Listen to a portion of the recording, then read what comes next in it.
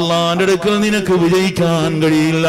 നിനക്ക് പരിശുദ്ധമായ ദീൻ ഒരു മതിൽ കെട്ട് തന്നിട്ടുണ്ട്. പരിശുദ്ധ ദീനുൽ ഇസ്ലാം ഒരു മതിൽ കെട്ട് തന്നിട്ടുണ്ട്. നിന്റെ ശരീരം അവറത്താണ്, നിന്റെ മുടി അവറത്താണ്, നിന്റെ മുടി അവറത്താണ്, നിന്റെ മുൻകൈ അവറത്താണ്, നിന്റെ കാൽപാദങ്ങൾ അവറത്താണ്. നിന്റെ കാലിന്റെ പാദം അന്യപുരുഷൻ കാണാൻ പാടില്ല, നിന്റെ കൈയിന്റെ പാദം അന്യപുരുഷൻ കാണാൻ പാടില്ല. നീ ഔറത്താ മോളെ. നിന്റെ ശരീരം മുഴുവനും മറഞ്ഞിരിക്കണം. നിനക്ക് കാണേണ്ടിയത് കൊണ്ട് കണ്ണ് മാത്രം തുറന്നിരിക്കുക, ബാക്കിയുള്ള ഭാഗം മുഴുവനും ഔറത്താണ്. അത് ഔറത്താണ്, അത് മറയേണ്ട ഭാഗം തന്നെയാണ്. നീ തുറക്കേണ്ടത് എവിടെയാണ്? നിന്റെ ഭർത്താവിന്റെ മുന്നിൽ, നിന്റെ വീട്ടിനുള്ളിൽ. നിന്റെ പുറത്തേക്ക് പോകുമ്പോൾ നിന്റെ ശരീരഭാഗങ്ങൾ മുഴുവനും മറയ്ക്കണം. ചിലർ പറയും ഇതെന്തൊരു ഇസ്ലാമിസ്റ്റാണ്, ഇന്ന് പർദ്ദയിടുന്നവരൊക്കെ കള്ളികളാണെന്ന് പറയാറുണ്ട്. അങ്ങനെ പറയല്ല പെങ്ങളെ, അങ്ങനെ പറയല്ല പെങ്ങളെ. ഈ പർദ്ദ എന്ന് പറയുന്ന മൂടുപടമുണ്ടല്ലോ, ഈ മൂടുപടം ഒരു പെണ്ണിനെ സംരക്ഷിക്കുന്നതാണ്. ഈ മൂടുപടം ഒരു പെണ്ണിനെ സംരക്ഷിക്കുന്നതാണ്. കാരണം ഒരു സ്ത്രീയുടെ മുഴുവൻ ഭാഗവും മറയ്ക്കുന്നത് പർദ്ദയാണ്. പക്ഷേ ഇന്നുള്ള പർദ്ദകൾ ധരിക്കല്ലേ, ഞെരുങ്ങിപ്പിടിച്ച് ശൈപ്പടിക്കുന്ന പർദ്ദകൾ ധരിക്കല്ലേ. ആ പർദ്ദകൾ ധരിച്ചിട്ട് അവയവങ്ങളുടെ വടുവുകൾ വെളിയിലേക്ക് കാണുന്ന പർദ്ദ വാങ്ങിക്കൊടുക്കല്ല പുരുഷ. നിന്റെ പൊന്നുമോക്ക് ശരീരത്തിന്റെ വടുവ് കാണുന്ന ചുരിദാറ് വാങ്ങിക്കൊടുക്കല്ല പുരുഷ. നിന്റെ ഭാര്യയ്ക്ക് ശരീരത്തിന്റെ വടുവുകൾ കാണുന്ന പർദ്ദ വാങ്ങിക്കൊടുക്കല്ല പുരുഷ. നിന്റെ പെണ്ണിടേണ്ടത് ലൂസുള്ള പർദ്ദയാണ്, നിന്റെ പെണ്ണിടേണ്ടത് ലൂസുള്ള പർദ്ദയാണ്, നിന്റെ മോളിടേണ്ടത് ലൂസുള്ള പർദ്ദയാണ്. ഇന്നൊരു മോള് പർദ്ദയിട്ടാൽ, 15 വയസ്സുള്ള ഒരു മോള് പർദ്ദയിട്ടാൽ വയോവൃദ്ധയായ ഉമ്മ പറയും, എന്തിനാണ് ഈ പൊന്നുമോളെ ഈ ചെറുപ്പത്തിൽ പർദ്ദയിടിയിക്കുന്നത്? എന്തിനാണ് ഈ പൊന്നുമോളെ ഈ ചെറുപ്പത്തിൽ പർദ്ദയിടിയിക്കുന്നത്? പർദ്ദയുണ്ടല്ലോ സംസ്കാരമാ മോളെ, നിന്റെ ദീനുണ്ടല്ലോ സംസ്കാരമാ മോളെ. ആ ദീനനുസരിച്ച് നീ മുന്നോട്ട് പോയാൽ അള്ളാന്റെ കോടതിയിൽ നിനക്ക് രക്ഷപ്പെടുക തന്നെ ചെയ്യും. അള്ളാന്റെ കോടതിയിൽ നിനക്ക് വമ്പിച്ച വിജയമാണ്. അതല്ല കണ്ട് നിന്റെ ശരീരത്തിനെ മറക്കാതെയാണ് നിന്റെ ജീവിതത്തിന്റെ പോക്കെങ്കിൽ അവിടെയാണ് പെങ്ങളെ നരകമുണ്ടെന്ന് വിളിച്ചു പറയുന്നത്. എവിടെയാണ്? അല്ലാഹു റബ്ബുൽ ഇസ്സത്തായ തമ്പുരാൻ നമ്മെ ഏവരെയും സ്വീകരിക്കുമാറാകട്ടെ. ഇന്നെന്താ വേഷം? അതിനെപ്പറ്റി ഇങ്ങോട്ട് വരാനുണ്ട്. ആ വേഷങ്ങളൊക്കെ പറ്റി പറയാനുണ്ട്. പറയാതെ പോകാൻ പറ്റത്തില്ല. അപ്പം ചിലർ വിചാരിക്കും ഈ ഉസ്താദ് എന്തിനാ ഇതൊക്കെ പറയുന്നത്?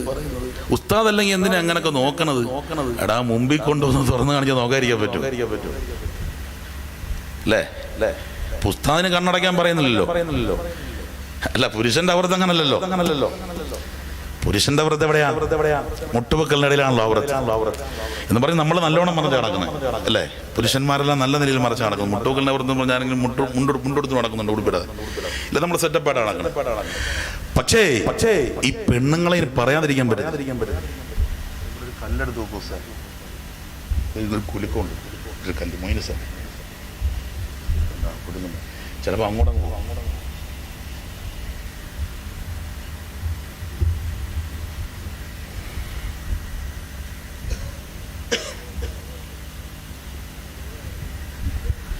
ഒരു 3 സ്ഥലത്തിൽ സല്ലല്ലാഹു അലാ മുഹമ്മദ് സല്ലല്ലാഹു അലൈഹി വസല്ലം. ഉറക്കെ ചൊല്ല്. ഇതേ ഉള്ളൂ നമുക്ക് നാളെ മഹ്ശറിൽ രക്ഷപ്പെടാനുണ്ട്. ഉറക്കെ ചൊല്ല്. സല്ലല്ലാഹു അലാ മുഹമ്മദ് സല്ലല്ലാഹു അലൈഹി വസല്ലം. അല്ലാഹുമ്മ സല്ലി അലാ മുഹമ്മദ് വല്ലാലി വല്ലസുഹാബി സല്ലിം. പെണ്ണുങ്ങളെ പറയാതിരിക്കാൻ പറ്റത്തില്ല. ഇന്നിപ്പം നമുക്ക് പറയാനുണ്ട്. എങ്കിലും ഓർക്കുമ്പോൾ അങ്ങ് പറഞ്ഞു കഴിഞ്ഞാൽ കാര്യങ്ങൾ പറഞ്ഞു ഇടയ്ക്ക് വെച്ച് നിർത്താൻ ഓർക്കും പറയാമല്ലോ. ഇന്നിപ്പോൾ ഉമ്മായും മോളും കൂടെ നടന്നു പോകുന്ന കണ്ടാലേ മോള് നല്ലത് പോകണം ഇങ്ങനെയൊക്കെ ഇട്ട്. ഇപ്പോൾ ഒരു പുതിയൊരു കെട്ടുണ്ട് ഇങ്ങനെ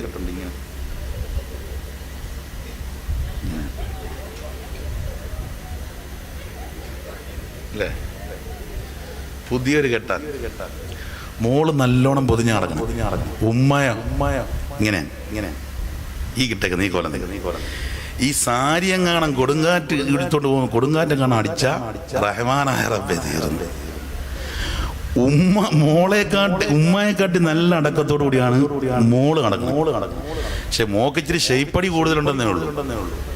ഇച്ചിരി കണ്ടോട്ടെ എന്നുള്ള വാക്കത്തിനാണ് തുറന്ന് പറയാതിരിക്കാൻ പറ്റില്ല. കാരണം അത്ര തുണിയാണ്. ഇന്നിപ്പോ ഒരു പുതിയൊരു ഉടുപ്പിറങ്ങിയിട്ടുണ്ട്. അതിന് ഈ ഷാളില്ല. പെണ്ണിന്റെ ഉടുപ്പിന് ഒരു പുതിയ ഉടുപ്പിറങ്ങിയിട്ടുണ്ട്. പേരൊക്കെ ചെറുപ്പക്കാരുടെ ചിലരെത്തുള്ളൂ. അവരാണ് ഈ ഇതെല്ലാം നോക്കി വെക്കുന്നത്.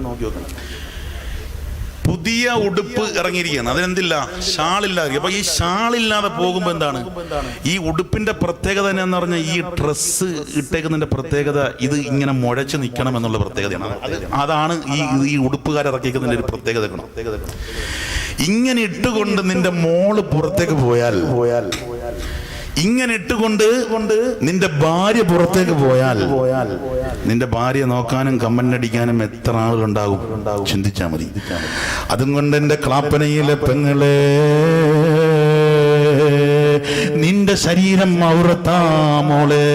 നിന്റെ ശരീരത്തിന്റെ വടുവരന്യ പുരുഷൻ കണ്ടാൽ, നിന്റെ ശരീരത്തിന്റെ വടുവരന്യ പുരുഷൻ കണ്ടാൽ, ആ ശരീരം കണ്ടിട്ടവനെ ഒരു ഹറാമ് ചെയ്യണമെന്ന് തോന്നിയാൽ, നീ അള്ളാന്റെ മുന്നിൽ എങ്ങനെയാ മോളെ, അള്ളാന്റെ മുന്നിൽ എങ്ങനെയാ മോളെ നീ കണക്ക് പറയുക?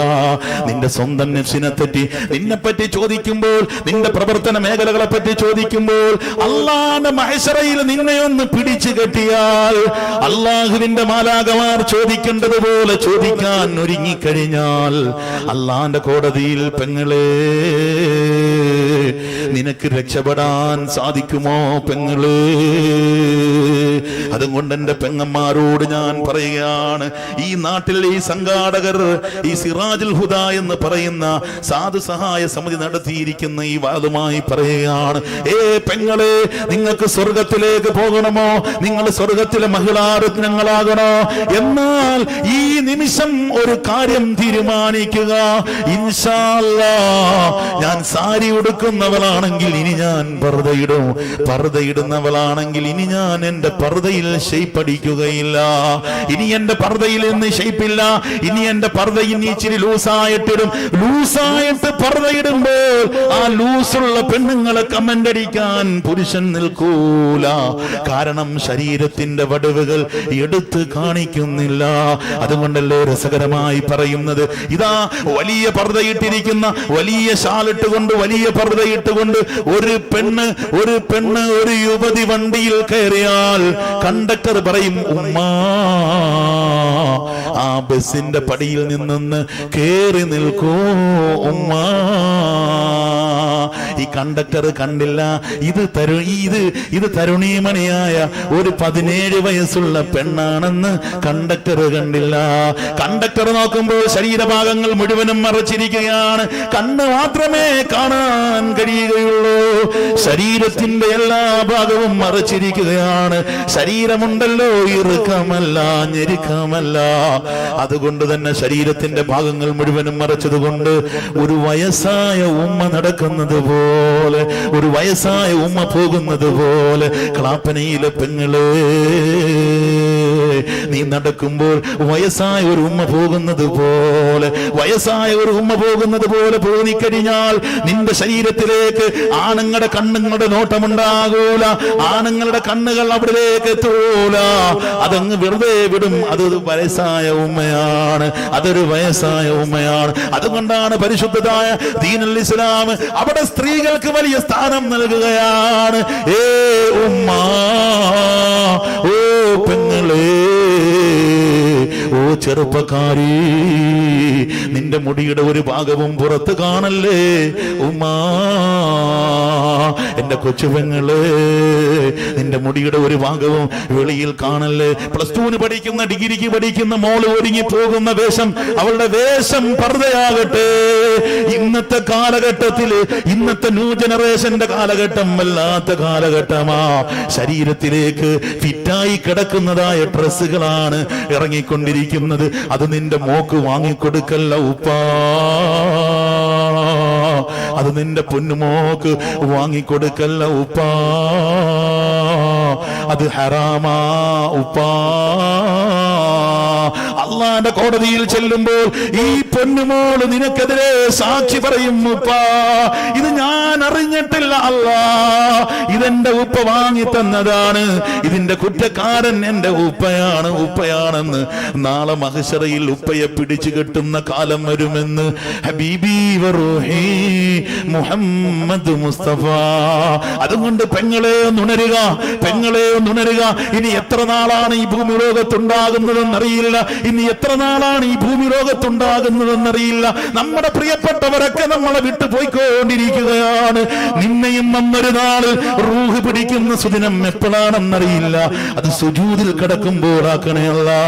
എന്റെ റൂഹ് പിടിക്കുന്നത് സുജൂദിൽ കിടക്കുമ്പോൾ ആക്കണേ അല്ലാ.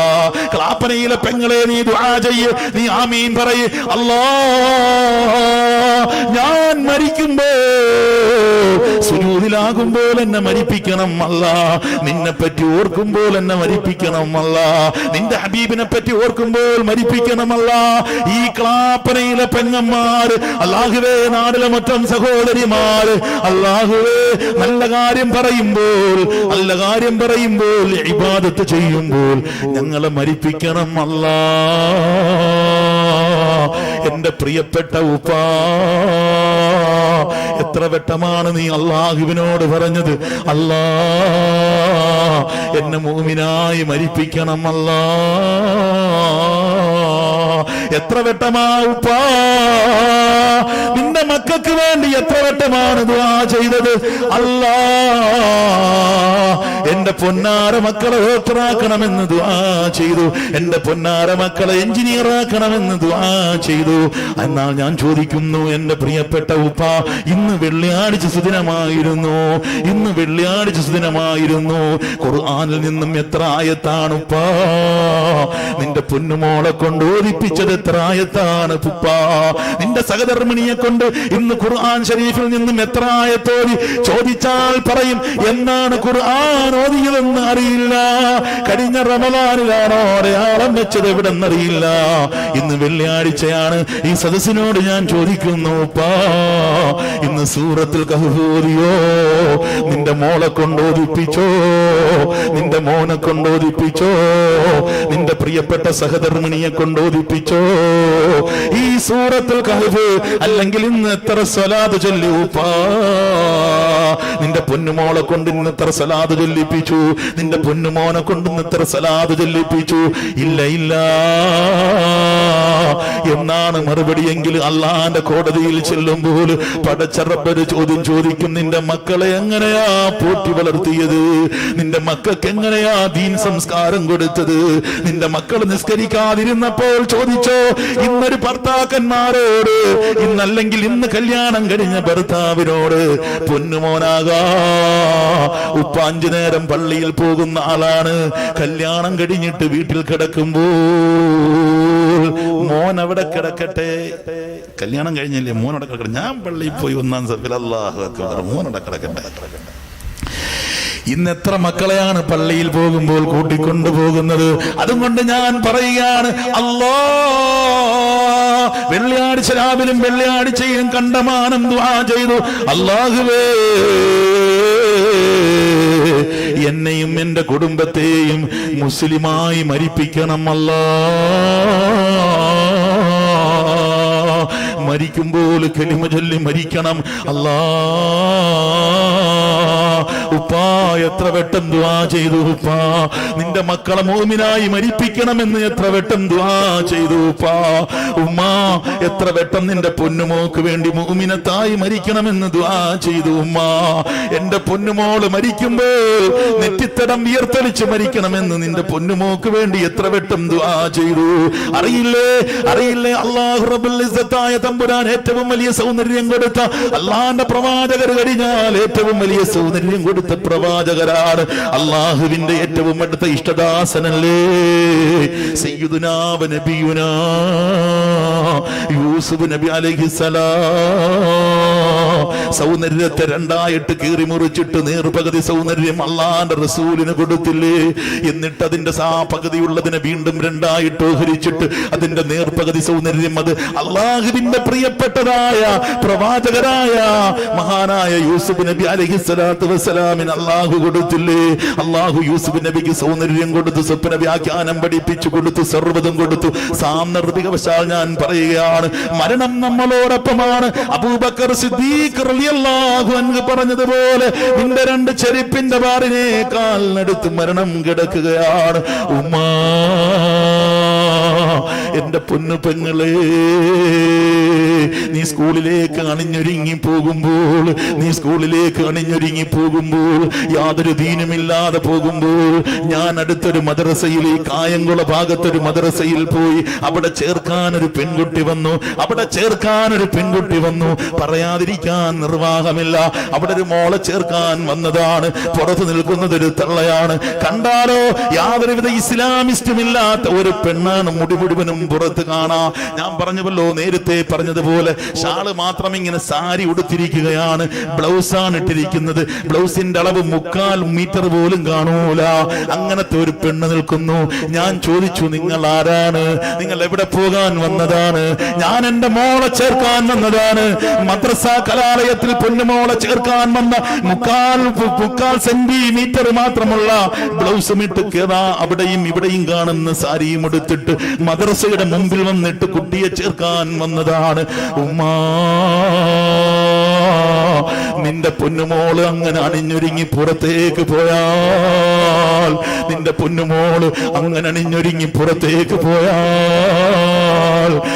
പൊന്നുമോടെ റൂഹ് അങ്ങനെ പിടിച്ചാൽ, പോകുന്ന വഴിയിൽ ഇതാ 3/4 സെന്റിമീറ്റർ ഉള്ളതായ ബ്ലൗസിൽ നടക്കുമ്പോൾ, സാരി ഉടുത്ത് നടക്കുമ്പോൾ, അല്ലെങ്കിലോ അവിടെയും ഇവിടെയും കാണുന്നതായ തടിപ്പ്, ഇവിടെ എവിടെയും കാണുന്നതായ വസ്ത്രം ധരിച്ചുകൊണ്ടാണ് നിന്റെ മോള് പോകുന്നതെങ്കിൽ, ക്ലാപ്പനയിൽ നിന്നും ബസ്സിൽ നിന്റെ മോളങ്ങ് കയറിയാൽ, അങ്ങനെ കയറി കഴിഞ്ഞ് നിന്റെ മോക്കൊരു തലക്കറക്കം സംഭവിച്ചാൽ, അങ്ങനെ നിന്റെ പൊന്നുമോളങ്ങ് മരിച്ചാൽ, എന്റെ പ്രിയപ്പെട്ട ഉമ്മ, നിന്റെ പൊന്നുമോള് മരിച്ചു കിടക്കുന്നത് ശരീരഭാഗങ്ങൾ മുഴുവനും കാണുന്ന നിലയിലല്ലേ മരിച്ചു കിടക്കുന്നത്? അങ്ങനെ മരിച്ചു കിടന്ന് നിന്നെ പള്ളിക്കാട്ടിൽ കൊണ്ടുപോയി അടക്കിയാൽ, ആ മോള് മരിച്ച കാരണത്താൽ നിനക്ക് വല്ലാത്ത വിഷമം തോന്നാറുണ്ട്. ആ മോള് മരിച്ച കാരണത്താൽ നിനക്ക് വല്ലാത്ത വേദന തോന്നാറുണ്ട്. പക്ഷേ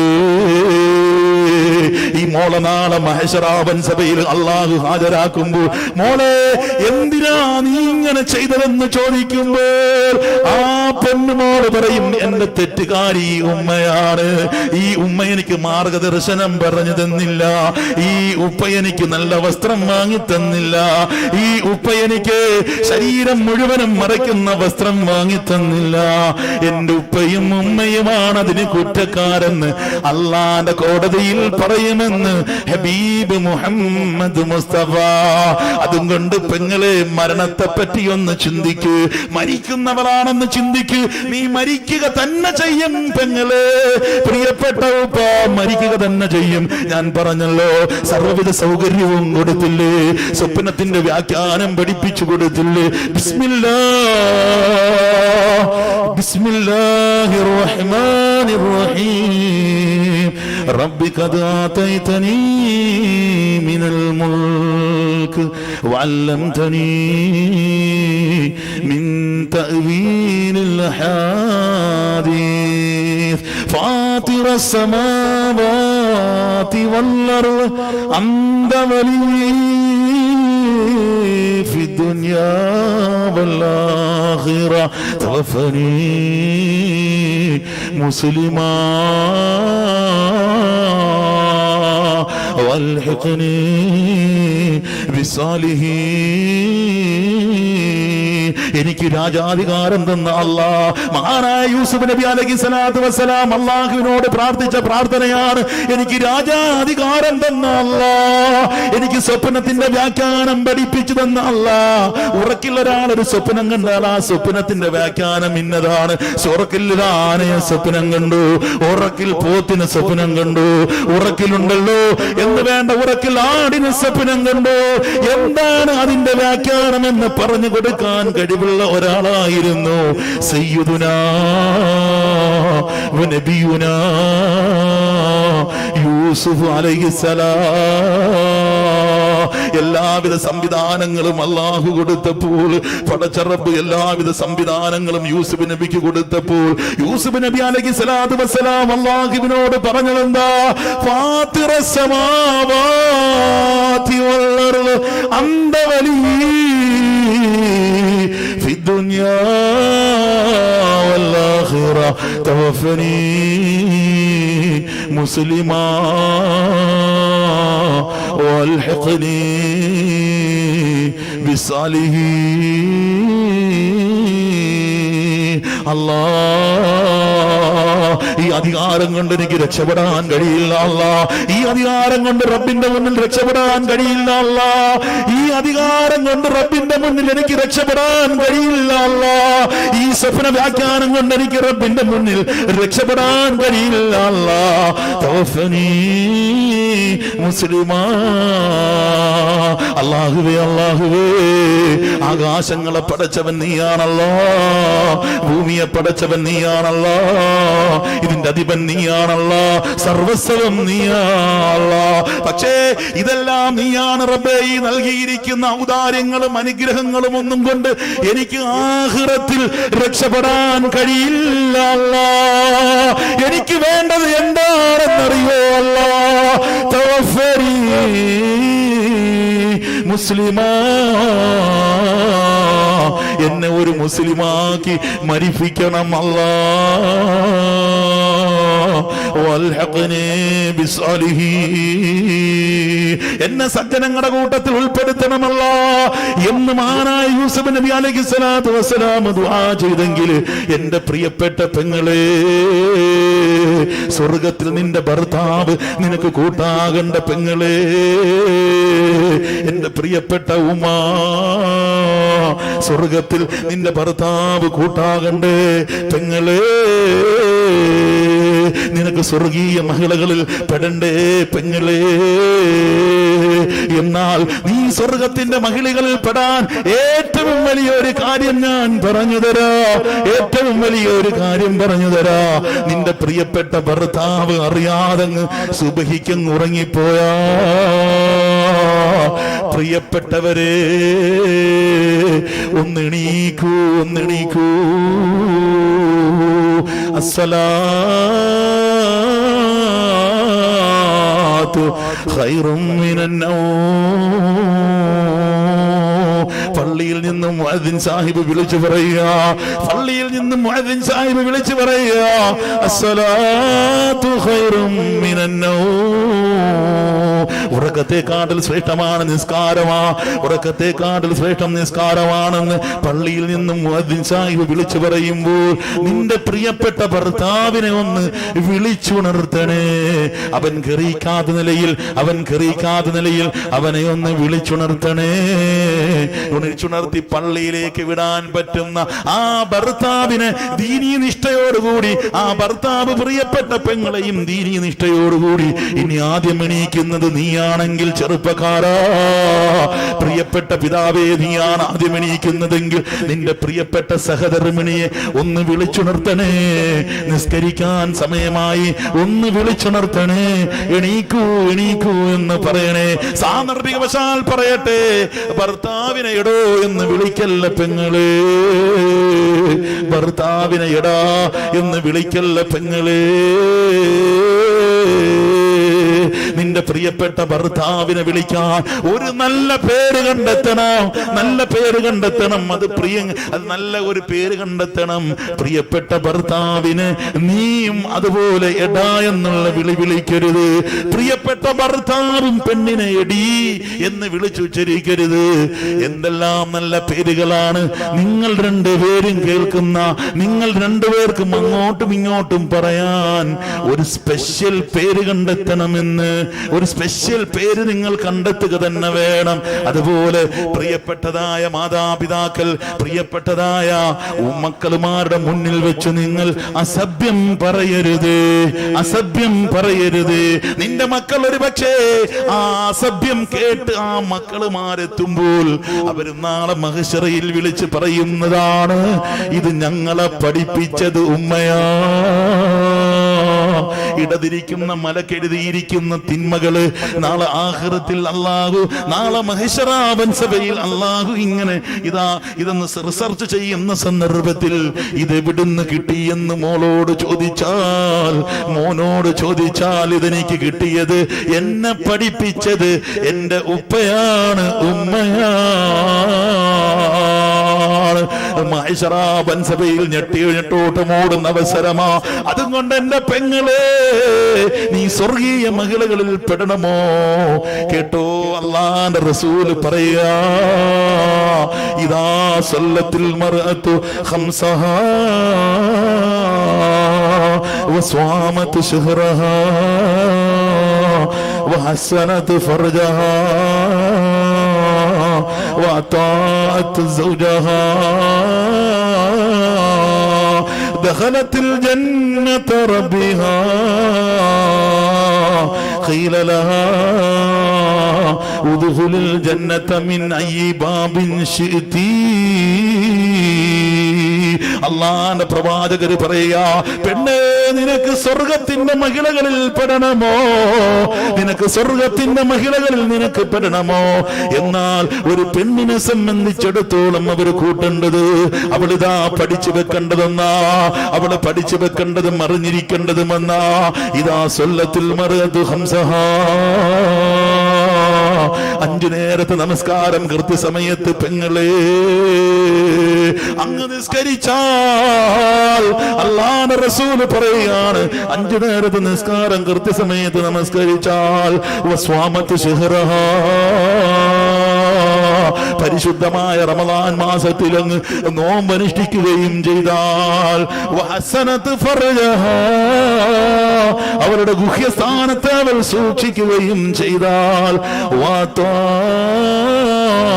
സൗജാ, അവരുടെ പ്രിയപ്പെട്ട ഭർത്താവുണ്ടല്ലോ, ആ ഭർത്താവിനെ അനുസരിക്കുകയും ചെയ്താൽ, അല്ലാഹുവിന്റെ റസൂല് പറയുകയാണ്, 5 നേരത്തെ നിസ്കാരം കൃത്യസമയത്ത് നമസ്കരിച്ചു, പരിശുദ്ധ റമദാനിൽ നോമ്പനുഷ്ഠിച്ചു, എന്നിട്ടോ പ്രിയപ്പെട്ട ഭർത്താവിനെ അനുസരിച്ചു, മാത്രമല്ല അവരുടെ ഗുഹ്യസ്ഥാനത്ത് സൂക്ഷിക്കുകയും ചെയ്താൽ, അല്ലാഹുവിന്റെ റസൂല് പറയുക, ഖീല ലഹാ ഉദ്ഖുലിൽ ജന്നത മിൻ അയ്യി ബാബിൻ ശിഅതി. അല്ലാഹുവിന്റെ റസൂല് പറയുകയാണ്, അവര് സ്വർഗത്തിലാ. മോളെ, നീ ഉദ്ദേശിക്കുന്ന വാതിൽ കൂടി സ്വർഗത്തിന്റെ ഉള്ളിലേക്ക് കടന്നോ, നീ സ്വർഗീയ മഹിളകളിൽ പെടുമെന്ന് അല്ലാഹുവിന്റെ റസൂൽ മുഹമ്മദ് മുസ്തഫ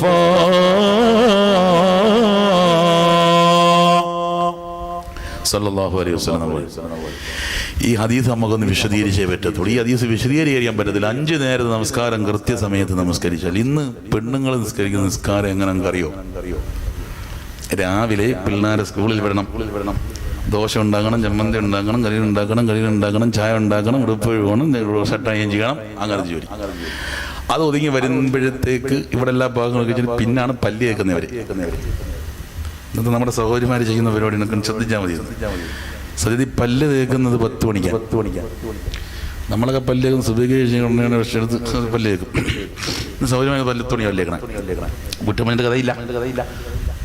രണ്ടാമത്തെ സ്റ്റെപ്പ് എന്തുവാ? ചോറ് വെക്കണം. 10 മണിക്ക് എല്ലാം കഴിഞ്ഞിട്ട് വരുമ്പോഴത്തേക്ക് എല്ലാവരും പോയി. പിന്നെ പെണ്ണ് മാത്രം ഒറ്റയ്ക്കാണ് വീട്ടിൽ, അല്ലേ? പിന്നെ മോടെ കഴിവാൻ കാണും, മരുമോടെ കഴിവാൻ കാണും, മരുമോൻ്റെ കഴിവാൻ കാണും. ഇന്ന് വേണ്ട ഒരു കഴുകലിൻ്റെ ഒരു സംഭവമാണ്, അല്ലേ? അതെല്ലാം കഴുകിയൊന്ന് വിരിച്ചു വരുമ്പോഴത്തേക്ക് ലോഹറിൻ്റെ സമയവും. ഇതിനിടയിൽ പെങ്ങന്മാരുടെ കഷ്ടപ്പാട്. ഇതിനിടയിൽ ചോറ് വെക്കണം, കറി വെക്കണം, അത് വേണ്ട, ഇക്കാക്ക് 5-6 കൂട്ടം തോരൻ അന്ന് വേണ്ട, അതിനോട് സെറ്റപ്പുള്ള എല്ലാം ഉണ്ടാക്കണം.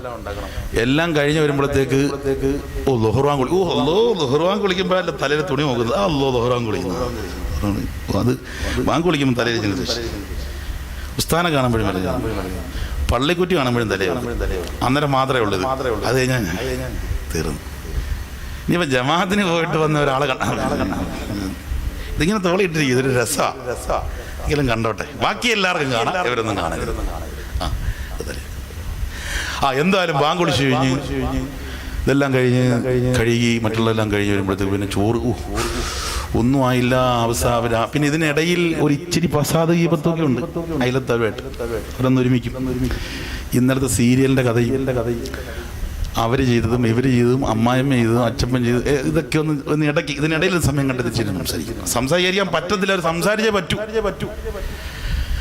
മുമ്പുള്ള ഉമ്മമാരുടെ കയ്യിൽ എന്തായിരുന്നു? തസ്ബീഹായിരുന്നു. ഇപ്പോഴുള്ള ഉമ്മമാരുടെ റിമോട്ടാണ്. ഇന്നിപ്പോ ഉമ്മമാർക്ക് അതായത് ഈ ദൂരെ നിന്നൊക്കെ കെട്ടിക്കൊണ്ടുവന്ന മരുമക്കൾ ചിലപ്പോൾ ഇച്ചിരി വിദ്യാഭ്യാസവും ദീനും ഒക്കെ ഉള്ളവരായിരിക്കും. ഉമ്മ മുമ്പ് ടി വി കാണാനും, മുമ്പത്തെ കാലത്ത് ടി വി ഒന്നും ഇല്ലല്ലോ, ഉമ്മമാർക്ക് അതിനോട് അലഹ്യം തോന്നരുത് കേട്ടോ. മുമ്പത്തെ കാലത്ത് ടി വി ഒന്നും ഇല്ലല്ലോ. ഈ ടി വി ഒന്നും ഇല്ലാത്തതുകൊണ്ട് പലയിടത്തൊക്കെ പോയാണ് ടി വികൾ കാണുന്നത്. അന്ന് ഈ ഉമ്മമാരെന്ത് ചെയ്തിരുന്നു? ഈ മക്കളുമാരെ അടിച്ചിരുന്നു ടി വി കാണാൻ പോയേനെ. ഇന്ന് ഉമ്മമാരുടെ ഗ്രേഡ് കൂടി. ഇന്ന് കസേരപ്പുറത്തിരുന്ന് റിമോട്ടാ കയ്യിലിരിക്കണേ. മഗ്‌രിബ് നിസ്കാരം കഴിഞ്ഞാൽ മോള് അല്ലെങ്കിൽ മരുമോള് റിമോട്ട് അത് സംവിധാനം ചെയ്തു കൊടുത്തില്ലെങ്കിൽ അവളോട് പിന്നെ മിണ്ടൂല എന്ന് മാത്രമല്ല, വേണമെങ്കിൽ മോനെ കൊണ്ട് അവളെ തൊലാക്ക് വരെ ചെല്ലിപ്പിക്കാനുള്ള സംവിധാനം ഈ ഉമ്മ നടത്തും. എന്തിന്റെ പേരിലാ? ഈ റിമോട്ടിനകത്ത് ഇല്ല. കഥ എന്താന്ന് പറയുന്നത്, ഈ ഉമ്മമാര് വിചാരിക്കുന്നത് ഇത് എവിടെയോ നടക്കുന്ന സംഭവം യാഥാർത്ഥ്യമായ സംഭവമാണെന്ന്. ഉമ്മമാര് കരയും. ഒരുപക്ഷെ പ്രിയപ്പെട്ട ഭർത്താവ് മരിച്ചപ്പോൾ അത്രയും കരഞ്ഞിട്ടുണ്ടാവൂല, അതിനെക്കാട്ടി അപ്പുറമായിട്ട് കരയും. ഇതെല്ലാം കഴിഞ്ഞ് അപ്പം ഇതിനിടയിൽ ഒരു ചെറിയൊരു പ്രസാദൊക്കെ പറഞ്ഞ് വന്ന് ഇതെല്ലാം കഴിഞ്ഞില്ല തുണിയൊക്കെ ഇറക്കി വരുമ്പോഴത്തേക്ക് അസ്ർവാങ്ക് വിളിക്കും. ലൊഹർ കഴിഞ്ഞു, അസ്ർവാങ്ക് വിളിച്ചു. അപ്പം പിന്നെ ചോറൊക്കെ കൊണ്ടുപോകും. ഞാൻ ഇനിയിപ്പോൾ അസർ ബാങ്ക് വിളിക്കുന്നതിന് ഒരു 2-3 മിനിറ്റ് മുമ്പ് ചിലപ്പോൾ പക്ഷേ ഇച്ചിരിയൊക്കെ പേടി അള്ളാഹെ പേടിയുള്ളൊരു ഒതുകൊടുത്തിട്ട് രണ്ടും കൂടി ഒരുമിച്ച് നിസ്കരിക്കും. ഒരു ഒതുവിന് രണ്ടും കൂടെ നടത്തും. കാരണം എന്താ? ജോലിയാണ്, അത്രയ്ക്ക് ജോലിയാണ്. പിന്നെ അസർ കഴിഞ്ഞ് തുണിയെല്ലാം ഉടക്കി പിന്നെ ആ കൂട്ടത്തിൽ പോകുമ്പോൾ നമ്മുടെ അടുത്ത നസീമയെ കണ്ട് പിന്നെ ആബിദായെ കണ്ട് അവരുമായിട്ട് സംസാരിച്ച് തുണി പറക്കി കൊണ്ടുവരുന്ന ഇടയിൽ ഇതെല്ലാം കഴിഞ്ഞ് ഇവിടെ വീട്ടിൽ കൊണ്ടുവച്ച് ഇതെല്ലാം കഴിഞ്ഞ് വരുമ്പോഴത്തേക്ക് മഗ്‌രിബ് കുളിക്കും. മഗ്‌രിബ് കഴിഞ്ഞാൽ പിന്നെ പരിപാടി തുടങ്ങി. 7 മണി തൊട്ട് 10 മണി വരെ ആരെയും കിട്ടത്തില്ല. ഭയങ്കര ബിസിയാണ്. പ്രിയപ്പെട്ട ഭർത്താവിന് നാളത്തെ ഉണ്ടാക്കാൻ ഭക്ഷണവുമായിട്ട് കൊണ്ടുവന്ന് ഒക്കെ വരാൻ കണ്ട സമയം കണ്ടത് നല്ലൊരു വാങ്ങ് കാണിക്കാൻ വന്നപ്പോഴാണ് വരുന്നത്. അതെ, നാളത്തെ സംവിധാനത്തിന് വേണ്ടി സർവ്വവിധ സംവിധാനവുമായിട്ട് പോയി രാവിലെ തൊട്ട് കഷ്ടപ്പെട്ട് കാര്യങ്ങളുമായിട്ട് വന്ന് എവിടെ ആർക്ക് സലാം, എന്ത് സലാം, ചാത്തപ്പനെന്തൊരു മനുഷ്യര. ഇവിടെ ടിവിയുടെ പുറത്ത് അബിതാ ഒരു വിളിയുണ്ട്, ഇച്ചിരി പൈസ. ഉണങ്ങി. ആ വെള്ളം അവിടെ പുറത്തേക്ക് പോണെടുത്ത് കുടിക്കി. വെള്ളം കുടിക്കാൻ ചായ എന്നെ പുറത്ത് വെച്ച് കുടിച്ചോ. എന്നെ വിളിക്കണം, ഞാൻ ഈ പരസ്യമായിട്ടേ വരുത്തുള്ളൂ. പരസ്യമായിട്ട് വരുത്തുള്ളൂ. ടി വി പരസ്യമാണ് എന്നോട് തന്നെ. ടി വിയിൽ ഇനി പരസ്യം ഇവിടെ എണീക്കാൻ പറ്റും. പ്രിയപ്പെട്ട ഭർത്താവ് വളരെ വിഷമിച്ച് ഇത് നാളത്തേക്കുള്ള എല്ലാവിധ സംവിധാനം, മീന് ഉൾപ്പെടെ എല്ലാവിധ സംവിധാനമായി ഇവിടെ കൊണ്ടുവന്നിരിക്കാൻ. പക്ഷെ ഭർത്താവിനെ മാനിക്കുന്നില്ല. ഭർത്താവ് നിൽക്കുകയാണ്. ഇനി ഒരു പക്ഷേ ഇനി ഭർത്താവ് ഇച്ചിരി താമസിച്ചാൽ, വരുന്ന സമയവും കഴിഞ്ഞ് താമസിച്ചാൽ പിന്നെ നമ്മുടെ പെണ്ണ് ചാരു കസേരയിൽ കിടത്തയുണ്ട്. ഇങ്ങനെ കാലുമേ കാല് കരിഞ്ഞു. എവിടെ ആരെന്ന് ഇത്ര ആരെ കാണാൻ പോയത്? ഏതൊരുത്തിയെ കാണാൻ പോയതാ? അതെല്ലാം കഴിഞ്ഞ് വരുമ്പോഴത്തേക്ക് മൂത്രം പാതി ഒഴിച്ചിട്ടുണ്ടാവും. മനസ്സിലായില്ലേ? അത്രയ്ക്കുള്ള ഫൈറ്റിങ് അവിടെ ഫൈറ്റ്. ഇങ്ങനൊരു സംവിധാനം ഇതിനകത്തുണ്ട്. എന്നാൽ എൻ്റെ പെങ്ങളെ, അങ്ങനങ്ങാണം നിന്റെ ഭർത്താവിനോട് നീ പറഞ്ഞാൽ നീ സ്വർഗത്തിലെ മഹിളകളാവൂല മോളെ. ഇങ്ങനെയാണ് നിന്റെ നിസ്കാരമെങ്കില്, നീ തോന്നിയതുപോലെയാണ് നിന്റെ നിസ്കാരമെങ്കില്, ഇതാ സ്വല്ലത്തിൽ മർഅതു ഖംസഹാ. അല്ലാഹുവിന്റെ റസൂല് പറഞ്ഞത് എന്താണ്? 5 നേരത്തെ നിസ്കാരം കൃത്യസമയത്ത് നിസ്കരിക്കുന്ന പെണ്ണ്, ഒരു പെണ്ണ് 5 നേരത്തെ നിസ്കാരം കൃത്യസമയത്താണ് നിസ്കരിക്കുന്നതെങ്കിൽ, എന്റെ പെങ്ങളെ ഞാൻ ചോദിക്കുകയാണ്, പ്രഭാതത്തിൽ നിനക്ക് സുബഹിന് മുമ്പൊന്ന് എണീറ്റുകൂടെ മോളെ? എന്റെ പ്രിയപ്പെട്ട സഹോദരി, നിന്റെ പൊന്നുമോളെ സുബഹിന് മുമ്പ് എണീപ്പിച്ചുകൂടെ സഹോദരി? ഞാൻ അവസാനം ഒരു കാര്യം പറഞ്ഞു തരാം. ഞാനൊരു കാര്യം പറഞ്ഞു തരാം. ആർക്കും ഒരു രോഗം വരാത്ത ഒരു മരുന്ന് ഞാൻ പറഞ്ഞു തരും. അതെന്റെ ഉസ്താദുമാര് പറഞ്ഞു തന്ന മരുന്നാണ്. ആർക്കും ഇനി മരിക്കുവോളം രോഗം വരില്ല. അല്ലാ, ഇന്ന് ക്യാൻസറിന് അടിമകളാണ്, പ്ലേഗിന് അടിമകളാണ്. അല്ലാഹുവേ, ഞങ്ങളുടെ പ്രിയപ്പെട്ട സഹോദരൻ RCCയിലാണ്. സിദ്ദീഖ് മന്നാനി എന്ന് പറഞ്ഞ സഹോദരൻ RCCയിലാണ്. എന്റെ പ്രിയപ്പെട്ട സ്നേഹിതൻ മൊയ്നുദ്ദീൻ മന്നാനി RCCയിൽ പോയിരുന്നു സഹോദരനെ കാണാൻ. അല്ലാ, അത് കണ്ടിട്ട് വാട്സാപ്പിലൂടെ മുസാഅദത്തുൽ മന്നാനിയ എന്ന് പറഞ്ഞ മന്നാനിമാരുടെ ഒരു സംഘം ചേരുന്ന വാട്സാപ്പിൽ കൂടി മൊയ്നുദ്ദീൻ പറഞ്ഞപ്പോഴാണ് ഞാൻ അന്ന് കൊടുങ്ങല്ലൂർ ഒരു പരിപാടിയുമായി ബന്ധപ്പെട്ട് നിൽക്കുകയാണ്. അന്നേരമാണ് അറിയുന്നത്. കണ്ടിട്ട് വന്ന് പ്രിയപ്പെട്ട എന്റെ ചങ്ങാതി ഒരു കാര്യമായ സംഭാവന. അല്ലാഹുവേ, ക്യാൻസർ ഞങ്ങൾക്ക് തരല്ല അല്ലാ, പ്ലേഗ് ഞങ്ങൾക്ക് തരല്ലേ അല്ലാ. RCCയുടെ തിരുമുറ്റത്ത് പുഞ്ചു ബാലന്മാര് തലയിതാ ഇട്ടിടിച്ച് ഇടിക്കുകയാണ്. എന്താണെന്ന് ചോദിച്ചപ്പോൾ ഉസ്താദേ, അവന് ക്യാൻസർ ആണ് ഉസ്താദ്, ആ വേദനയ്ക്ക് ഇച്ചിരി ശമനം കിട്ടുമെന്നും പറഞ്ഞിട്ടിരിക്കുകയാണ്. അല്ലാഹുവേ, ക്യാൻസർ എന്ന് പറയുമ്പോൾ പേടിയാണ്, പ്ലേഗ് എന്ന് പറയുമ്പോൾ പേടിയാണ്, കുഷ്ഠമെന്ന് പറയുമ്പോൾ നമുക്ക് പേടിയാണ്. അല്ലാ, ഞങ്ങൾക്ക് ക്യാൻസർ തരല്ല അല്ലാ, ഞങ്ങൾക്ക് പ്ലേഗ് തരല്ല അല്ലാ. ഞങ്ങളുടെ മാതാപിതാക്കൾ, ഞങ്ങളുടെ കൂട്ടുകാർ, അല്ലാഹുവേ, ഞങ്ങളുടെ കൂട്ടുകാരന്മാരുടെ മാതാപിതാക്കൾ, ഞങ്ങളുടെ ഉസ്താദുമാരുടെ മാതാപിതാക്കൾ, അല്ലാഹുവേ, ഞങ്ങളുടെ പ്രിയപ്പെട്ടവർ, ഞങ്ങളെ സ്നേഹിക്കുന്നവർ, ഞങ്ങൾ ബഹുമാനിക്കുന്നവർ, ഞങ്ങളെ ബഹുമാനിക്കുന്നവർ, അങ്ങനെ ധാരാളം ആളുകളുണ്ട്. അല്ലാ, ശരീരത്തെ മുഴുവനും കാർന്നു തിന്നുന്ന ഈ ക്യാൻസർ ഞങ്ങൾക്ക് തരല്ല റബ്ബേ. ഞാൻ പറഞ്ഞു രോഗം വരാതിരിക്കാനും. എന്നാൽ ക്യാൻസറാണ് എനിക്കെന്ന് പറയുമ്പോ ഇനി ആ ക്യാൻസർ വരാതിരിക്കാനുള്ള മരുന്നും ഈ സദസ്സ് തീരുന്നതിന് മുമ്പ് ഞാൻ പറഞ്ഞു തരാ. അതും കൊണ്ട് പെങ്ങളെ, നിന്റെ പൊന്നുമോളെ ഒന്ന് പ്രഭാതത്തിൽ നേരത്തെ ഒന്ന് എണീപ്പിക്ക്, നേരത്തെ നീ മിസ്വാക്ക് ചെയ്യ്. എന്നിട്ടുണ്ടല്ലോ കുറെ ദിക്റുകൾ ഓത്, ഖുർആൻ പാരായണം ചെയ്യ്, നേരത്തെ നിന്റെ പരിപാലനം തുടര്. എന്നിട്ട് നീ കൃത്യസമയത്ത് നമസ്കരിക്ക്, പടച്ചവനോട് പറയ്. എന്നിട്ട് പ്രഭാതത്തിലുണ്ടല്ലോ സൂര്യൻ ഉദിച്ച് ഒരു കുന്തം ഒരു മുഴം മൂകിഴിഞ്ഞ് ഉയർന്നതിന് ശേഷം നീ ളുഹാ നിസ്കരിക്കാറുണ്ടോ സഹോദരി? നീ ളുഹാ നിസ്കരിക്കാറുണ്ടോ സഹോദരി? ളുഹാ നിസ്കാരം ചെറിയ കാര്യമല്ല, എല്ലാവരും നിസ്കരിക്കാറുണ്ട്. എന്നാൽ ഫർദ് നിസ്കാരം ഖളാ ഉള്ളവൻ സുന്നത്ത് നിസ്കരിക്കൽ ഹറാമാണ്. എന്നാൽ ഈ ളുഹാ നിസ്കാരം, എല്ലാ സുന്നത്ത് നിസ്കാരങ്ങളും വീട്ടിലാണ് പുരുഷന്മാർ നിസ്കരിക്കേണ്ടത്. എന്നാൽ ളുഹാ നിസ്കാരം പള്ളിയിലാണ് ചെറുപ്പക്കാര് നിസ്കരിക്കേണ്ടത്. ളുഹാ നിസ്കാരം പള്ളിയിൽ വന്ന് നിസ്കരിക്കലാണ് സുന്നത്ത്. പെണ്ണുങ്ങൾ നിസ്കാരങ്ങൾ വീട്ടിൽ നിസ്കരിക്കട്ടെ. ളുഹാ നിസ്കാരം നിസ്കരിക്കുക. നമ്മുടെ ശരീരങ്ങളിൽ 360 സന്ധികളുണ്ട്. ആ സന്ധികൾക്കെല്ലാം ഇതാ പൊരുത്തപ്പെടുന്നതിന് വേണ്ടി, ആ സന്ധികളെല്ലാം നമുക്ക് പൂർണ്ണമായി വഴങ്ങുന്നതിന് വേണ്ടി എന്ന് മാത്രമല്ല, നീ ഹംദ് പറയുന്നത് സദഖയാ, സുബ്ഹാനല്ലാഹ് പറയൽ സദഖയാണ്, അൽഹംദുലില്ലാഹ് പറയൽ സദഖയാ, അല്ലാഹു അക്ബർ പറയൽ സദഖയാണ്. നീ നിന്റെ പ്രിയപ്പെട്ട സഹധർമ്മിണിയുടെ വായിലേക്ക് ഒരു ഭക്ഷണം ഉരുട്ടി വെക്കുന്നത് സദഖയാ. നിങ്ങൾ രണ്ടുപേരും ഒരു പ്ലേറ്റിൽ കഴിക്കുന്നത് സദഖയാ. എന്ന് വേണ്ട എത്രയോ സദഖകളാണ്, എത്രയോ സദഖകളുണ്ട്. എന്നാൽ എന്റെ പ്രിയപ്പെട്ട പെങ്ങള്,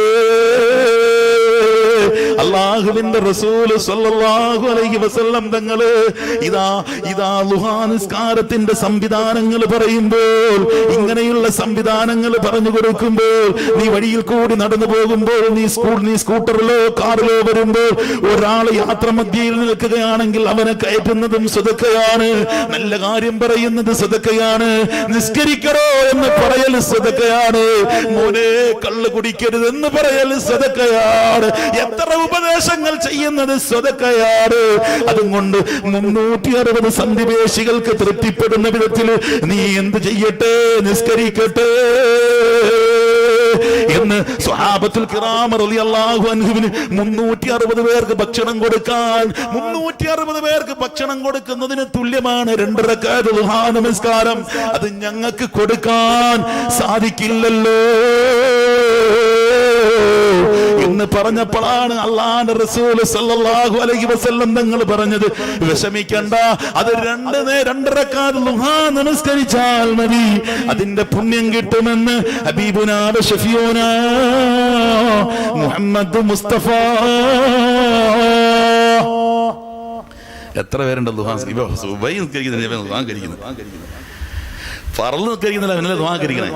അപ്പൊ പുരുഷന്മാർ പള്ളിയിൽ പോയി ദുഹാസ്കരിക്കട്ടെ, സ്ത്രീകൾ വീട്ടിൽ ദുഹാസ്കാരം വലിയൊരു സംവിധാനമാണ്, വലിയൊരു സംവിധാനമാണ്. അള്ളാഹു നമ്മളെ സ്വീകരിക്കുമാറാകട്ടെ, അള്ളാഹു നമ്മളെ സ്വീകരിക്കുമാറാകട്ടെ, അള്ളാഹു നമ്മളെ സ്വീകരിക്കുമാറാകട്ടെ. അപ്പൊ ദുഹാ നിസ്കാരത്തിന്റെ 2 റക്അത്ത് നമ്മുടെ പ്രിയപ്പെട്ട സ്നേഹിതനെയും മൊയ്നുദ്ദീൻ എന്നായിട്ട് നമ്മൾ പലയിടത്തും യാത്ര ചെയ്യാറുണ്ട്. അദ്ദേഹം ദുഹാ നിസ്കാരം നമ്മളെ കൃത്യം നമസ്കരിക്കുന്നത് വലിയ ഇബാദത്താണ്. വാപ്പായെ പോലെ അല്ലാഹു സുബ്ഹാനഹു വ തആല വാപ്പയുടെ ഖബറും സ്വർഗ്ഗത്തിന്റെ പൂന്തപ്പ്. നിങ്ങളിപ്പോൾ മൊയ്നെ പറഞ്ഞെന്നും പറഞ്ഞ് എനിക്ക് മറ്റുള്ളവരെ ആരും അറിയാത്തതുകൊണ്ട് ഇവിടെ അവരുടെ ബന്ധത്തിൽപ്പെട്ട ധാരാളമുണ്ട്. അബ്ദുറഹ്മാൻ ഉസ്താദ് ഇവിടെ ചേരാവള്ളിക്കാരൊരു സംഘം നേരത്തെ എത്തിയിട്ടുണ്ട്. നമ്മുടെ പ്രിയങ്കരൻ ഏതാ പറയുക, ഇവിടെ ക്ലാപ്പിന് അബ്ദുറഹ്മാൻ ഉസ്താദ് മരണപ്പെട്ടിട്ടുണ്ട്. ചേരാവള്ളിയിൽ 28 വർഷം ജോലി ചെയ്ത അദ്ദേഹത്തിനെ പാമ്പ് പിടിച്ച ആളെ റമളാൻ വരെ നിൽക്കട്ടോ എന്ന് ചോദിച്ചിട്ട് കമ്മിറ്റിക്കാർ സമ്മതിക്കാതെ പറഞ്ഞിട്ട ആളാണ്. അതെന്തു ആയിക്കോട്ടെ, 28 കൊല്ലം ഇവിടെ സേവനം ചെയ്ത ആളാണ്. വളരെ തങ്കപ്പെട്ട മനുഷ്യൻ, ആരോടും യാതൊരു വിധം എന്തോന്നും ഇല്ലാതെ മനുഷ്യൻ, നല്ല മനുഷ്യൻ. അദ്ദേഹം മരണപ്പെട്ടു പോയി. അള്ളാഹു ഇതിന്റെ കബറും സ്വർഗ്ഗത്തിന്റെ പൂന്തോപ്പാക്കട്ടെ. അതുപോലെ നമ്മുടെ അബ്ദുള്ള ഉസ്താദ് മരണപ്പെട്ടു പോയി. അള്ളാഹു അവരുടെയും കബറും സ്വർഗ്ഗത്തിന്റെ പൂന്തോപ്പാക്കി മാറ്റുമാറാകട്ടെ. അവരുടെ സഹധർമ്മിണി വളരെ വേദനയിൽ, വളരെ കാലുവേദന, കൈവേദന, വളരെ വിഷമത്തിലാണ്. അള്ളാഹു സുബ്ഹാനഹു വ തആല 4 ആൺമക്കൾക്കാണ് അവർ ജന്മം കൊടുത്തത്. 4 ആൺമക്കൾക്ക്, അവർ ദീനുമായി നല്ല ബന്ധമുള്ള 4 ആൺമക്കൾക്ക് ജന്മം കൊടുത്തു. പടച്ചവനെ, ഇങ്ങനെയുള്ള ഉമ്മമാർക്ക് നീ സ്വർഗം കൊടുക്കണമല്ല. ഞങ്ങളുടെ ഉമ്മമാര് ഞങ്ങൾക്കൊക്കെ ജന്മം നൽകി, അതുകൊണ്ട് റബ്ബേ ഞങ്ങൾ ഇവിടെ നിന്ന് പറയുന്നു അല്ല, ഞങ്ങളുടെ ഉമ്മമാർക്ക് റബ്ബേ നീ ആഫിയത്തുള്ള ദീർഘായുസ് കൊടുക്കണേ അല്ല. എന്റെ പ്രിയപ്പെട്ട ഉമ്മ എന്നോട് പറഞ്ഞൊരു കഥയാണ്. ഈ അടുത്ത് ഒരു നാളെ രാത്രിയിൽ വന്നപ്പോൾ ഉമ്മാടെ അരികിൽ നിന്ന് വന്നിട്ട് പറയാം, ഉമ്മാടെ അരികിൽ നിന്ന് വന്ന് ഉമ്മയോട് നമുക്കൊരു സ്വല്പ സമയം ഒന്ന് സംസാരിക്കണം, എത്ര തിരക്കുണ്ടെങ്കിലും. എന്റെ പ്രിയപ്പെട്ട ഉപ്പമാർ, എന്റെ ശബ്ദം ശ്രവിക്കുന്ന ഉമ്മമാർ, ചെറുപ്പക്കാർ, ഉമ്മയെയും ഉപ്പയെയും അതുപോലെ അധ്യാപകരെയും പിന്നെ പൊരുത്തക്കേട് വാങ്ങിച്ച് ഈ ദുനിയാവിൽ ഒന്നും ചെയ്യാൻ കഴിയും. ഉമ്മയെടുക്കൽ വന്നിരുന്ന ഉമ്മക്ക് സുഖമാണോ? എന്തുണ്ട് ഉമ്മ സുഖങ്ങൾ? ഉമ്മ ഇനി എത്ര നിലയിൽ, എത്ര അത്യാസന്നതയിൽ കിടക്കുന്ന ഉമ്മയാണെങ്കിലും ഉമ്മാടെ തിരുചാരത്ത് വന്നിരുന്ന ഉമ്മ സുഖമല്ലേ എന്ന് ചോദിക്കുമ്പോൾ ഉമ്മാക്കൊരു വല്ലാത്ത സ്നേഹമാണ്. അതുപോലെ എത്ര പേരാണ് നമ്മുടെ ഉപ്പമാർക്ക് ഒരു മുത്തം കൊടുക്കാൻ വേണ്ടി മുന്നിലേക്ക് വരുന്നവർ? എത്ര പേരുണ്ട്? ഉമ്മാക്ക് ഉമ്മ കൊടുക്കും, ഉമ്മയോട് സ്നേഹം പറയും, ഉമ്മയോട് തമാശ പറയും, ഉമ്മയോട് കാര്യങ്ങൾ പറയും. പക്ഷെ ഉപ്പയെ, ഇതിന് ജന്മം നൽകിയ ഉപ്പയെ ആരും മറന്നു പോവുകയാണ്. ഉപ്പ, നീ എണീക്കുന്നതിന് മുമ്പേ ഉപ്പ ഇതാ ജോലിക്ക് വേണ്ടി പോയിരിക്കുന്നു. നീ ഉറങ്ങിക്കഴിഞ്ഞതിന് ശേഷമാണ് രാത്രിയിൽ ഉപ്പ കടന്നു വരുന്നത്. ഈ ഉപ്പയുടെ മനസ്സ് ഈ പ്രിയപ്പെട്ട പൊന്നുമോൻ അറിയുന്നില്ല, അല്ലെങ്കിൽ പൊന്നുമോൾ അറിയുന്നില്ല. ഉപ്പയെ നമ്മൾ വല്ലാതെ സ്നേഹിക്കുന്നില്ല. എന്തേ ഉപ്പയുടെ കവിളത്തിൽ മുത്തം കൊടുക്കാത്തത്? എന്തേ ഉപ്പയുടെ കാൽ തൊട്ടൊന്ന് മുത്താത്തത്? എന്താ? ഉപ്പയല്ലേ നിന്റെ? എന്തേ ഉപ്പയെ മറന്നു പോകുന്നത്? സാന്ദർഭികവശാൽ ഞാൻ പറഞ്ഞതുള്ളൂ. ഈ വിനീതനോട് എൻ്റെ പ്രിയപ്പെട്ട ഉമ്മ പറഞ്ഞതാണ്. എന്തെങ്കിലുമൊക്കെ ഇങ്ങനെ ഊതുന്നതും പാടുന്നതും എൻ്റെ ഉമ്മയ്ക്ക് വലിയ ഇഷ്ടമാണ്. അതിങ്ങനെ പറഞ്ഞപ്പോൾ എൻ്റെ ഉമ്മ എന്നോട് പറഞ്ഞൊരു കാര്യമുണ്ട്. എന്തെന്നറിയോ? നിങ്ങളെയൊക്കെ പോറ്റി വളർത്താൻ വേണ്ടി എന്ത് പാടുപെട്ടെന്നറിയോ? എൻ്റെ ഏറ്റവും മൂത്ത സഹോദരിയെ പ്രസവിക്കുന്ന ഇന്നത്തെ കാലഘട്ടത്തെ പറ്റി പറയാൻ, എൻ്റെ ഏറ്റവും മൂത്ത പെങ്ങളെ പ്രസവിക്കുന്ന സന്ദർഭത്തിൽ എൻ്റെ ഉമ്മ നിറവേറോടുകൂടി പ്രസവിക്കാൻ മിനിറ്റുകളെ ബാക്കിയുള്ളൂ. അങ്ങനെ നിൽക്കുന്ന എൻ്റെ ഉമ്മയ്ക്ക് വല്ലാത്ത വിശപ്പുണ്ട്. എൻ്റെ ഉമ്മ കരഞ്ഞുകൊണ്ട് പറഞ്ഞൊരു സംഭവമാണ്. ഒരു വിഷയം ഞാൻ സംസാരിച്ചപ്പം കരഞ്ഞുകൊണ്ട് പറഞ്ഞതാണ്, എനിക്ക് വല്ലാത്ത വിശപ്പുണ്ട്. തൊട്ടടുത്ത കളയിലിൽ എന്ന് പറയുന്ന ഒരു വീട്ടിൽ ചെന്നിട്ട് പറഞ്ഞു, എൻ്റെ ഉമ്മ പറഞ്ഞു, എനിക്ക് ഇച്ചിരി ഭക്ഷണം തരൂ, വയറു വല്ലാതെ വിശക്കുന്നുണ്ട്. ഇന്ന് ആരാ എൻ്റെ പ്രിയപ്പെട്ടവരെ, ഏത് ഉമ്മമാരാണ്, ഏത് സഹോദരിമാരാണ് അടുത്ത വീട്ടിൽ ഒരു നേരത്തെ ഭക്ഷണത്തിന് വേണ്ടി തെണ്ടാൻ പോകുന്ന ഒരു സന്ദർഭമുണ്ടോ? എൻ്റെ ഉമ്മ പറയാണ്, കൊല്ലങ്ങൾക്ക് മുമ്പുള്ള കഥ പറഞ്ഞു തരികയാണ് എൻ്റെ അടുക്കൽ. എനിക്ക് വയറ് വല്ലാതെ വിശക്കുന്നു, ഒരുള്ള ഭക്ഷണം എനിക്ക് തരുമോ എന്ന് ചോദിച്ചപ്പോൾ എന്ത് ചെയ്തു? അവിടുത്തെ കളിയിൽ ഉമ്മ എൻ്റെ ഉമ്മാക്ക് ഭക്ഷണം വിളമ്പി കൊടുത്തു. ഉമ്മ പറഞ്ഞു, എനിക്കത് പൂർണ്ണമായിട്ടും വയറ് പോലും നിറഞ്ഞില്ല, ആ ഭക്ഷണം ഞാൻ കഴിച്ചു. ആ ഭക്ഷണം കഴിച്ചുകൊണ്ട് വീട്ടിലേക്ക് ചെന്ന് വീടിൻ്റെ ഉമ്മറത്ത് കയറിയപ്പം എൻ്റെ ഏറ്റവും മൂത്ത പെങ്ങൾ പ്രസവിക്കുകയാണ്. അള്ളാഹു ഇങ്ങനെയുള്ള ഉമ്മമാർക്ക് റബ്ബേ നീ ആഫിയത്തുള്ള ദീർഘായുസ് കൊടുക്കണം. അള്ളാഹുവേ ഞങ്ങൾക്കൊക്കെ ഇവിടെ വരാൻ കാരണക്കാരായ, ഞങ്ങളൊക്കെ സൃഷ്ടിക്കാൻ കാരണക്കാരായ ഞങ്ങളുടെ ഉപ്പമാർ, അള്ളാഹുവേ ആ ഉപ്പമാർക്ക് നീ ആഫിയത്തുള്ള ദീർഘായുസ് കൊടുക്കണേ. ഇപ്പോൾ അവർ വല്ലാത്ത വേദനയിലും വളരെ വിഷമത്തിലും രോഗം കൊണ്ട് അവർ വല്ലാത്ത വേദനയിലാണ്. മരണപ്പെട്ടു പോയ ഞങ്ങളുടെ മാതാപിതാക്കൾ ഉണ്ടെങ്കിൽ അള്ളാഹു അവരുടെ കബറിടം നീ സ്വർഗമാക്കണം പടച്ചോനെ, അവരുടെ കബറിടം നീ സ്വർഗമാക്കണം പടച്ചോനെ. ജീവിച്ചിരിക്കുന്ന ഉമ്മായ്ക്കും ഉപ്പായ്ക്കും റബ്ബേ നീ ആനന്ദം കൊടുക്കണം പടച്ചോനെ. ഞങ്ങളെ കൊണ്ടൊരു മോശപ്പെട്ട ഒരു വാക്ക് നമ്മുടെ ഉമ്മ കേൾക്കുന്ന ഒരു അവസ്ഥ നീ വരുത്തിക്കല്ലേ പടച്ചോനെ. ഞങ്ങളെ കൊണ്ട് ഞങ്ങളുടെ വാപ്പാടെ മുന്നിലേക്ക് തുറന്നടിച്ച് സംസാരിക്കുന്ന ഒരു വാക്ക് വരുന്ന ഒരവസ്ഥ വരുത്തല്ലേ തമ്മിൽ പിണങ്ങി മാറി താമസിക്കുന്ന ഒരു ദുരവസ്ഥ തരല്ലേ പടച്ചോനെ.